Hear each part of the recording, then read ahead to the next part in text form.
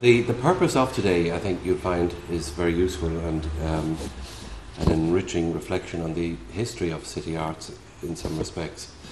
I had a brief opportunity some mornings ago to visit the exhibition next door, and it brings home yet again to all of us, I think, the diversity of not only the work of City Arts, but the richness and the interpretive richness for archive collections. There is a tendency in Irish historical practice to concentrate almost exclusively on the distant past. In the museum culture of Ireland, for example, if it's not medieval, if it's not archaeological, there are very little structures. In fact, there are hardly any structures in place in the state's legislation to support the care of or the welfare of the historical materials, the objects of that past. And the same in many ways applies to our archival collections.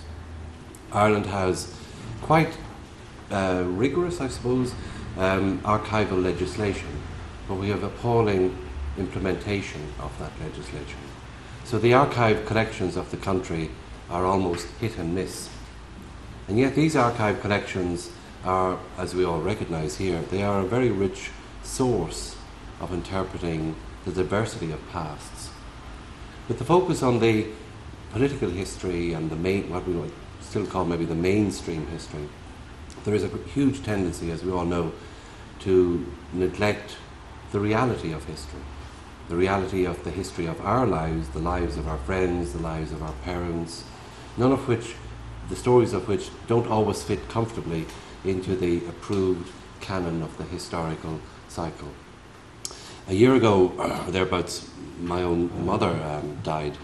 And we haven't really finished, my father and I, going through her bits and pieces. And there were a lot of bits and pieces. She was probably an archivist manqué, although more a hoarder rather than an archivist. She didn't really have a collections policy. It was keep everything.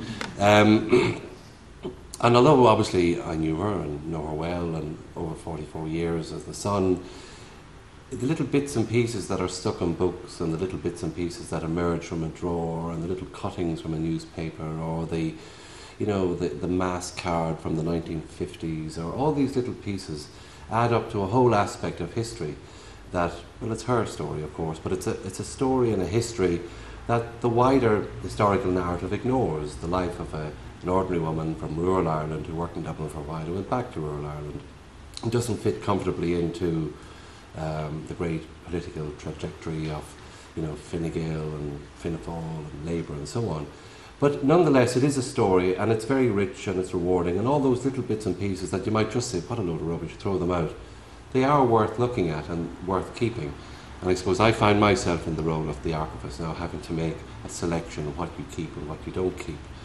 And that's the choice, I suppose, that all archivists face.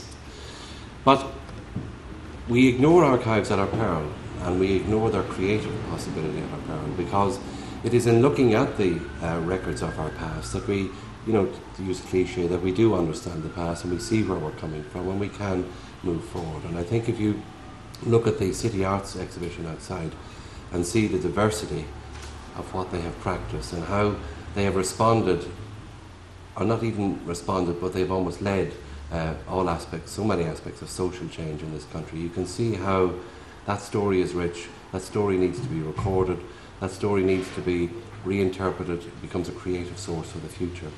And hopefully through using these sources we can all enrich our lives, enrich the lives within the city.